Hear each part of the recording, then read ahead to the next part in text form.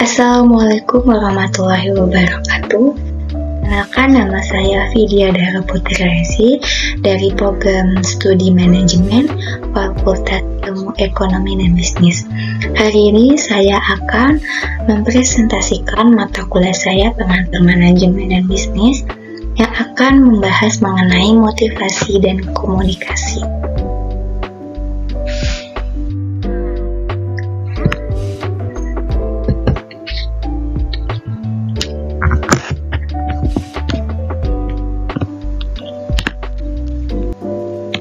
Pengertian motivasi.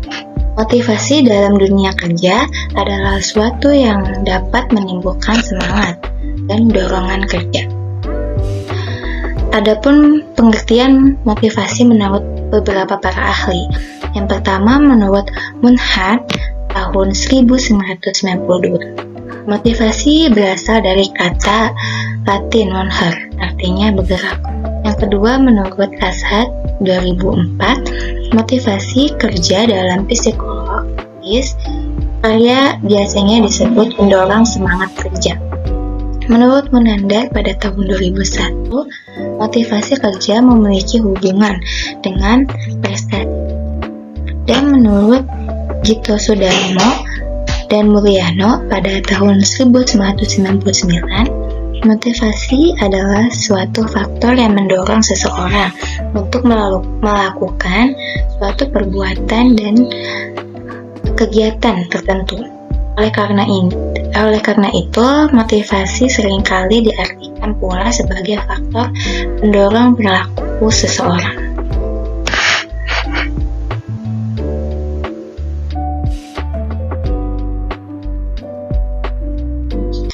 Selanjutnya ada pendekatan terhadap motivasi.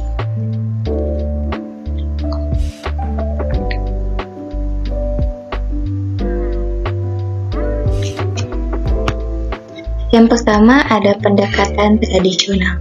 Pendekatan ini lebih mengisyaratkan bahwa manajer menentukan bagaimana pekerjaan harus melakukan dan digunakan sistem pengupahannya, insentif untuk memotivasi para pekerjaannya. Semakin banyak produksi, maka semakin banyak penerimaan penghasilan. Yang kedua ada pendekatan hubungan manusia. Dalam pendekatan ini, karyawan diberi kebebasan untuk membuat sendiri keputusan dalam pekerjaannya. Yang ketiga ada pendekatan sumber daya manusia. Pendekatan ini mengutamakan bahwa para karyawan lebih menyukai memenuhi kebutuhan kepuasan dari suatu prestasi kerja yang baik, sehingga para karyawan dapat diberi tanggung jawab yang lebih besar untuk pembuatan keputusan dan pelaksanaan tugas tugasnya. Yang keempat itu pendekatan kontemporer. Pendekatan ini dibagi menjadi 3 teori. Yang pertama, teori penguatan, berfokus pada karyawan yang mempelajari perilaku kerja yang diinginkan. Yang kedua ada teori isi, lebih menentukan pada kebutuhan. Dan yang ketiga itu teori penguatan, lebih menekankan pada bentuk penguatan konsep-konsep penghargaan.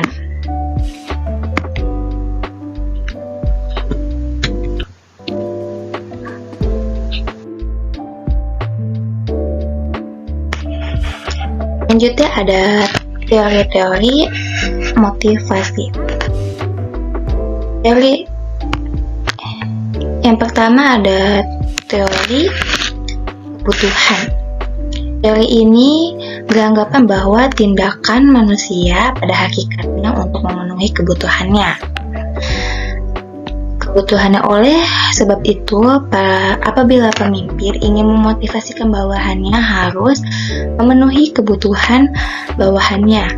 Sebaliknya, bila pegawai itu puas, hal tersebut selalu dihubungkan dengan pekerjaan itu sendiri. Motivasi intelektual. motivasi ini dijelaskan bahwa dalam setiap organisasi selalu menjadi proses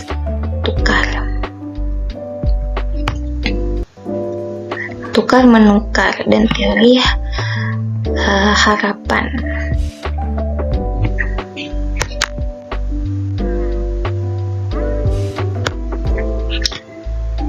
Yang ketiga itu ada motivasi klasik. Motivasi klasik ini ia memandang motivasi para pekerja bahwa dari sudut pemenuhan kebutuhan biologis saja.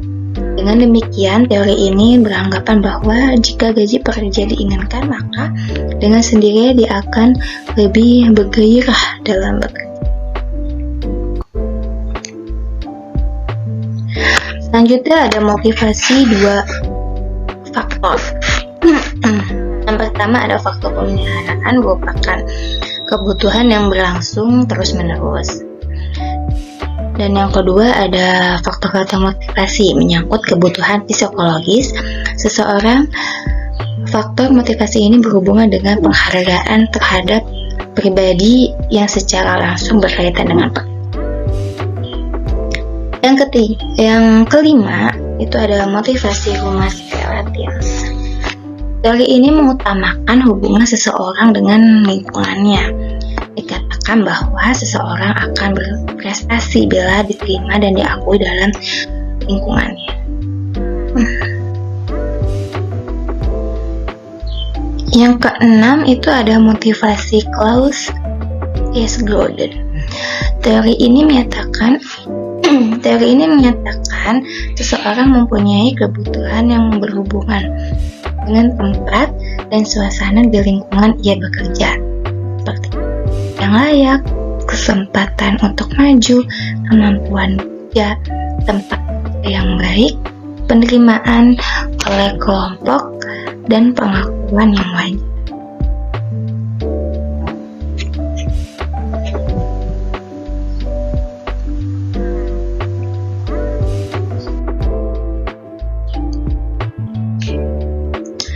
Selanjutnya ada tantangan dan alat-alat motivasi. Yang pertama ada perubahan tenaga kerja. Perubahan tenaga kerja untuk menjadi bagian dari organisasi mereka dengan berbagai segala harapan. Karyawan yang berbeda memiliki keyakinan, sikap, dan nilai latar belakang dan pemikiran yang berbeda. Yang kedua ada motivasi karyawan tidak dapat dilihat. Ada dua karyawan dalam tim yang menunjukkan kinerja yang berbeda, memiliki kelompok usia yang sama, memiliki kualifikasi pendidikan yang sama, dan pengalaman kerja yang sama. Alasan mengapa apa yang memotivasikan seseorang karyawan mungkin tidak tampak memotivasikan orang lain. Yang ketiga ada motivasi karyawan menjadi tantangan, terutama ketika organisasi telah banyak mengubah para pekerja karyawan atau telah membuat sejumlah besar karyawan atas nama penurunan kemampuan atau kemampuan yang. Yang keempat ada kebutuhan yang kuat juga menimbulkan tantangan bagi manajer dalam memotivasikan bawahannya. Ini karena seseorang karyawan tentu memiliki beragam kebutuhan yang diharapkan. Kebutuhan dan harapan ini terus berubah, kemungkinan juga saling berbenturan.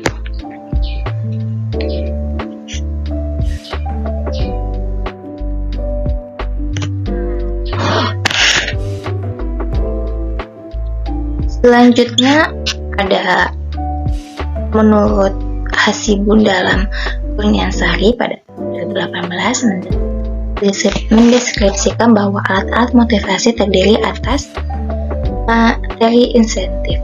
Alat motivasi yang diberikan berupa uang dan barang yang mempunyai nilai pasar. Jadi, memberikan kebutuhan ekonomis, misalnya kendaraan, rumah, dan lain-lainnya. Yang kedua ada non-material insentif.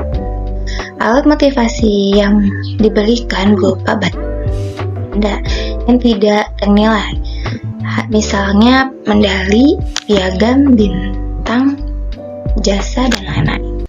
Yang ketiga, kombinasi materi dan non-materi. Alat motivasi yang diberikan berupa materi itu ada uang ataupun barang, dan non-materi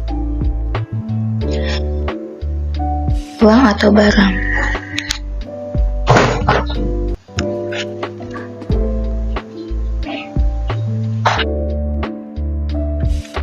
Selanjutnya ada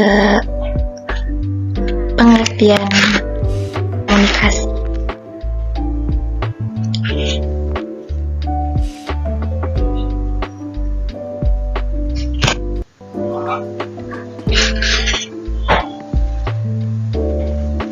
Istilah komunikasi berasal dari bahasa Inggris communication.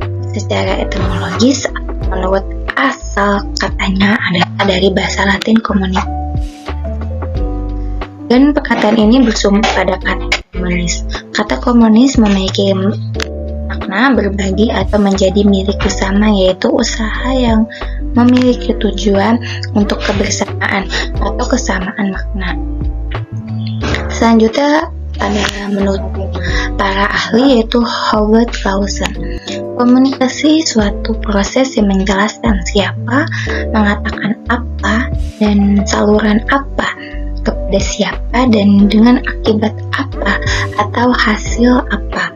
Proses komunikasi yaitu unsur terpenting dalam menentukan keberhasilan atau tidaknya proses penyampaian dari komunikator kepada komunikan yang menjadi tujuan utama motivasi.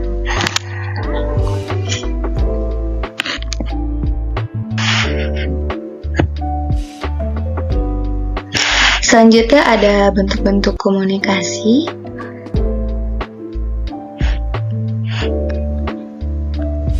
Yang pertama ada motivasi formal dan informal. Dalam istilah komunikasi, seletik digambarkan sebagai metode penyampaian laporan rahasia tentang orang dan peristiwa yang tidak mengalir melalui saluran perusahaan. Yang formal, informasi yang diperoleh melalui setting lebih memperhatikan apa yang dikatakan dan juga oleh yang dikeluarkan oleh pemegang kekuasaan. Selanjutnya ada komunikasi ke atas.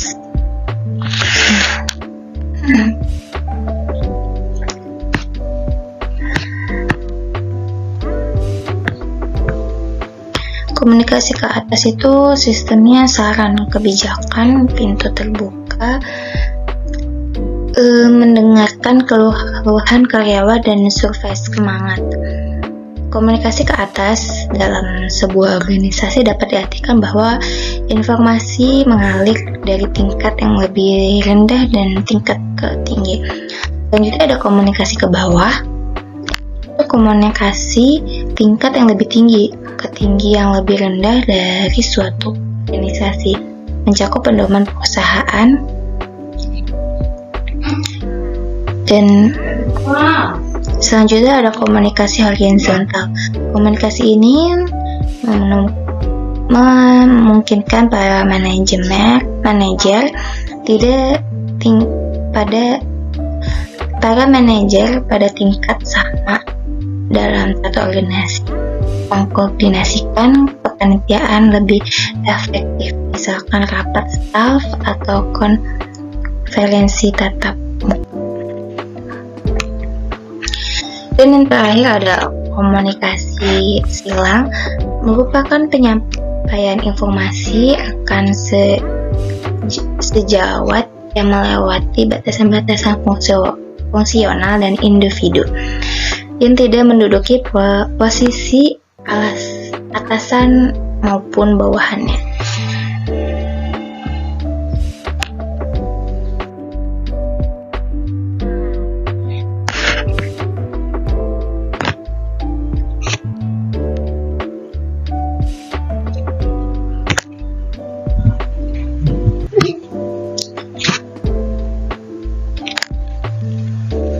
Selanjutnya, hambatan komunikasi.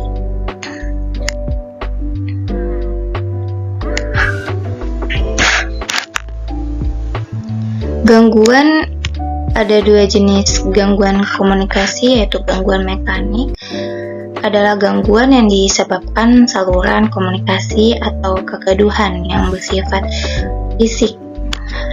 Dan yang kedua itu ada gangguan semantik, adalah gangguan bersangkutan dengan pesan komunikasi yang pengertiannya menjadi rusak. Gangguan semantik ini tersaring ke dalam pesan melalui penggangguan bahasa. Yang ketiga itu ada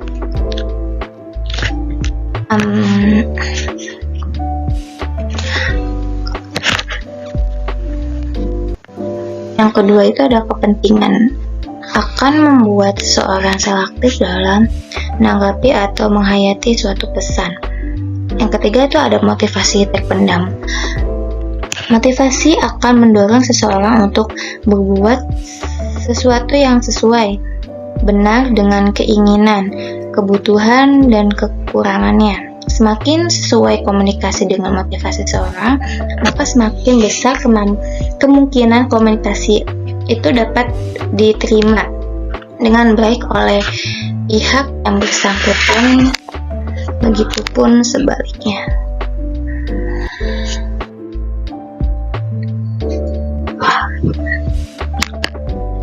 Menurut Panji Anargo, terdapat hambatan yang dialami atasan maupun bawahan dalam proses komunikasi dialogis.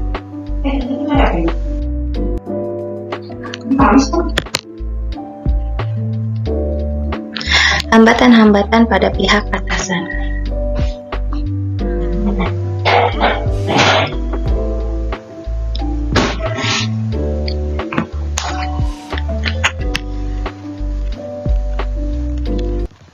Dan terlibat urusan pribadi. Pihak bawahan seringkali sulit memisahkan antara persona pribadi dengan persona pekerjaan, sehingga mereka suka membicarakan hal tersebut. Selanjutnya ada kurangnya kesediaan dalam mendengar. Sikap dan tingkah laku atasan dalam mendengar memainkan peran penting bagi komunikasi dialog yang efektif. Selanjutnya ada prasangkaan. Komunikasi dialog membuat bawahan kesempatan menyalurkan apa yang ia pendam di hatinya. Alasan berprasangkaan dengan adanya komunikasi dialog seakan memperkuat kebiasaan mengeluh dan mengkritik dari para bawahan. Selanjutnya ada sikap bertahan. Kita semua cenderung mempertahankan diri dengan komunikasi dialog. Kemungkinan keliruan atas akan diketahui bahwa menjadi lebih besar. Maka padahal itu tidak mengurangi kredibilitas atasan di mata bawahannya. Yaitu selanjutnya ada kurang waktu. Mendengarkan itu memang memakan waktu. Banyak atasan yang tenggelam dengan kesibukan kerjanya. Hal itu membuat pemimpin suka sekali menyediakan waktu untuk diskusi.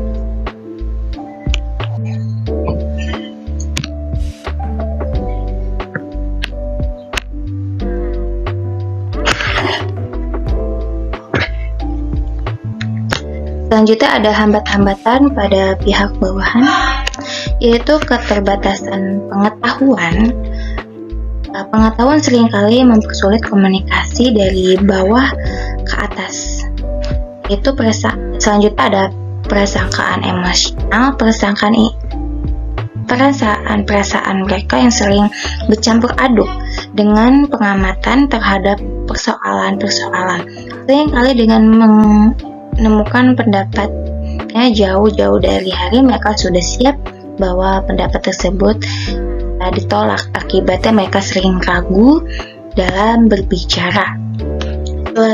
Selanjutnya ada perbedaan wewenang. Komunikasi dari atasan ke bawahan lebih mudah dibandingkan sebaliknya. Para atasan lebih bebas untuk memanggil dan berbicara dengan bawahannya apa saja yang ia mau. Selanjutnya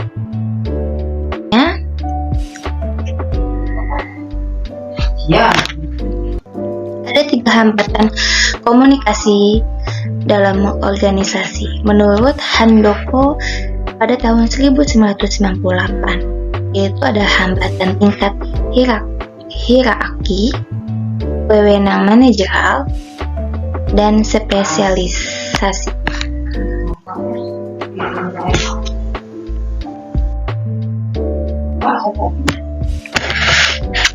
Selanjutnya, komunikasi yang baik dalam organisasi perlu dibina. Adapun pedoman dalam komunikasi yang baik menurut Handoko pada tahun 1998. Yang pertama, mencari kejelasan gagasan-gagasan terlebih dahulu sebelum dikomunikasikan. Yang kedua, memperhatikan tekanan nada dan ekspresi lainnya sesuai isi dasar berita dalam berkomunikasi. Yang ketiga, mengkonsultasikan dengan pihak-pihak lain dalam perencanaan komunikasi. Dan yang keempat, itu meneliti tujuan sebelum setiap berkomunikasi. Dan yang kelima, menjadi pendengar yang baik. Berkomunikasi tidak hanya untuk dimengerti, tetapi untuk mengerti. Dan yang terakhir, melakukan tindakan yang dapat dilakukan dalam komunikasi. Melakukan tindakan yang dapat mendorong komunikasi.